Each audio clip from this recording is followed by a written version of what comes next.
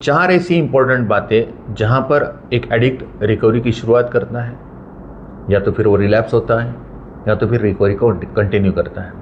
वो चार बातें क्या क्या है, इसको समझाने के लिए मैं एक उदाहरण आपके सामने रखता हूँ। अगर एक फीट चौड़ा और 30 फीट लंबा एक प्लेटफॉर्म आपके सामने रखा जाए, जिसको हॉल में रखा है आपने ज़मीन पे, और आपको कहा गया कि आप इस पे ऊपर चलो, इस प्लेटफॉर्म के ऊपर, तो आपको हम 500,000 रुपये देंगे।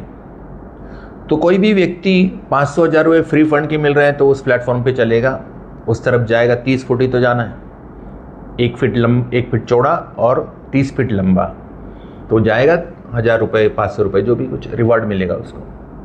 लेकिन इसी प्लेटफॉर्म को उठा के अगर 100 मंजिला इमारत, 200 मंजिला इमारतों के बीच में रखा जाए और उस व्यक्ति से कहा जाए कि भैया आप इस एक बिल्डिंग से दूसरे बिल्डिंग जाओ इस प्लेटफॉर्म के ऊपर से, तो ज़्यादातर लोग तो मना करने के कोई मतलब ही नहीं है। 500,000 रुपये मिलने, उसमें जान कौन खतरे में डाले। तीसरी कंडीशन में आपकी जो दूसरी बिल्डिंग है, आप एक बिल्डिंग में हो और दूसरी बिल्डिंग में जो है आपका प्यार है, माँ है, बच्ची है, या लड़का है, या पत्नी है, या आपकी गर्लफ्रेंड है, वो वहाँ पर दूसरी वाली बिल्डिंग में है और नीचे से आग लगाए उस बिल्डिंग में, और आप पहली वाली बिल्डिंग में हो, तो क्या आप उसको बचाने के लिए जाओगे कि नहीं जाओगे? तो उत्तर आता है हाँ, जाएंगे। अब आपको रिवार्ड वगैरह नहीं, आपका प्यार है जिसको आपको बचाना है, जिससे आप बहुत मोहब्बत करते हैं, प्यार करते हैं, जिसके प्रति आपको लगाव है, इमोशनल। चौथा, वो जो बिल्डिंग है जिसमें आग लगा है, वहाँ पर आप खुद हो और निकलने का सिर्फ एक ही रास्ता है, वही 1 फीट चौड़ा और 30 फीट लंबा। तो क्या आप निकलोगे वहाँ से कि वहीं रुकोगे और वो बिल्डिंग पूरी जलने का इंतज़ार करोगे? तो उत्तर आता है बाहुक और क्रुक, मैं कैसे भी हूँ उस बिल्डिंग को छोड़ के दूसरे वाली बिल्डिंग में जाऊँगा।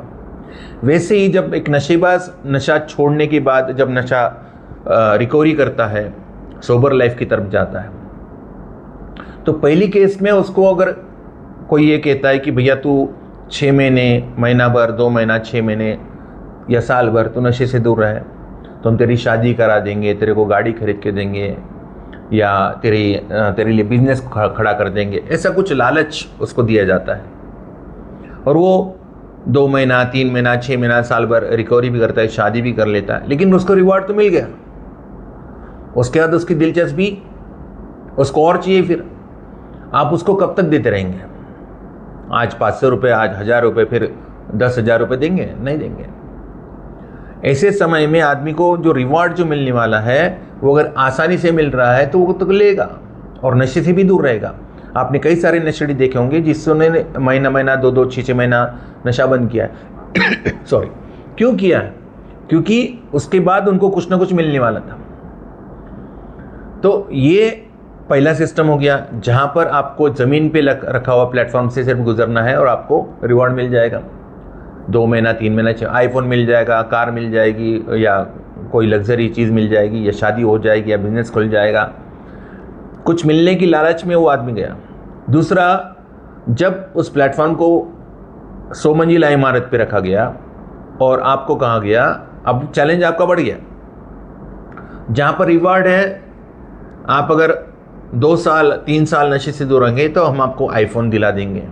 तो आदमी कहता है हटाओ, क्योंकि मुझे रिवार्ड में इंटरेस्ट नहीं है, मुझे तो नशे का रिवार्ड चाहिए, या रिवार्ड वो इतना इंपॉर्टेंट नहीं है मेरे लिए कि मैं नशा छोड़ दूँ।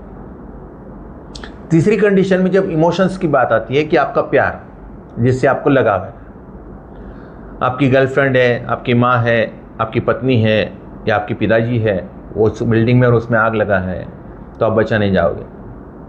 तीसरी कंडीशन में इमोशनल सपोर्ट, कि मैं मेरी बच्ची के लिए नशा छोड़ रहा हूँ, मेरी माँ के लिए नशा छोड़ रहा हूँ, या घर वालों के लिए नशा छोड़ रहा हूँ। ऐसी कंडीशन में जो इमोशनल सपोर्ट आप ले सकते हो, इमोशनल सपोर्ट में जब मैं आपको बता दूँ आप ले सकते हो, लेकिन होता क्या है इसमें कि मैं मेरी पत्नी या बच्ची के लिए नशा छोड़ रहा हूँ, और कभी अगर उन्होंने आपके साथ गलत व्यवहार कर दिया तो आप सोचते हैं कि यार इनके लिए मैंने नशा छोड़ा और ये मेरे साथ। नशा छोड़ के हम किसी के ऊपर मेहरबानी नहीं कर रहे हैं, लेकिन कहीं ना कहीं ये इमोशनल सपोर्ट जो है, ये कहीं ना कहीं ये खतरा बन जाता है। कि जिस माँ के लिए, जिस पिताजी के लिए, जिस पत्नी के लिए मैंने नशा छोड़ा या जिस बच्ची के लिए मैंने नशा छोड़ा, वो कहीं ना कहीं आज मुझसे ही बदतमीजी कर बैठे हैं या मुझे सपोर्ट नहीं किया या मेरी तरफ से नहीं आए। ये ऐसा एक खतरा है इसमें। आप इमोशनल सपोर्ट ले सकते हैं, मैं अभी भी कह रहा हूँ आप ले सकते हो, लेकिन दिमाग में क्लियर होना चाहिए कि नशा मैं खुद के लिए छोड़ रहा हूँ। जो चौथी स्थिति है जहाँ पर आप उस बिल्डिंग में और उसमें आग लगा है और आप उसमें से निकलना चाहते हो, तब आपको रिवार्ड कितना मिलेगा, क्या मिलेगा, जान बची तो लाखों पाए। आपको ये समझना चाहिए कि इस अगर बिल्डिंग में मैं रुका रहा तो मर जाऊंगा, मुझे बहुत ज़्यादा आग का सामना करना पड़ेगा जो कि नरक के बराबर है, और एक दिन मैं नहीं मरूंगा, धीरे धीरे मरूंगा। नशे में जब आदमी अटका है और वो जो नशा कर रहा है एडिक्शन में, तो कहीं ना कहीं वो रोज मर रहा है लेकिन मर नहीं रहा। चौथी स्थिति जो है वो सॉलिड स्थिति बनती है रिकवरी के लिए, कि मैं ये नशा छोड़ रहा हूँ खुद के लिए। ये एक पावरफुल रिकवरी हो सकती है, एक कामयाब रिकवरी हो सकती है, जहाँ पर उसको ये एहसास है कि मैं नशा बंद कर रहा हूँ खुद के लिए, रिवार्ड की लालच में नहीं कि मुझे प्रॉपर्टी मिल जाए, मुझे बीवी मिल जाए, मेरे साथ सब लोग अच्छा व्यवहार करें। जब तक आपके लिए लोग अच्छा व्यवहार करेंगे तब तक रिकवरी करेंगे। व्यवहार आज अच्छा है, कल बुरा भी हो सकता है। आप अगर ये सोचते हो फर्स्ट वाली स्टेज जहाँ पर आपको ज़मीन पे रखा हुआ 500-1000 रुपये मिल रहे हैं उस प्लेटफॉर्म से, रिकवरी के लिए कोई रेड कारपेट तो बिछा हुआ नहीं है, वहाँ पर विपरीत परिस्थिति होगी। थोड़ी सी कुछ कठिनाई आई, ऊपर रख दिया प्लेटफॉर्म 100 मंजिला इमारत पे, अब विपरीत परिस्थिति आई तो तुरंत आपने डिनाई कर दिया रिकवरी के लिए, नहीं कि मुझे कोऑपरेशन नहीं मिल रहा है, मुझे इतनी कामयाबी नहीं मिल रही है, तो छोड़ो हटाओ। थोड़ा सा विपरीत क्या हुआ, हम लोग अपना रास्ता ही भटकते हैं।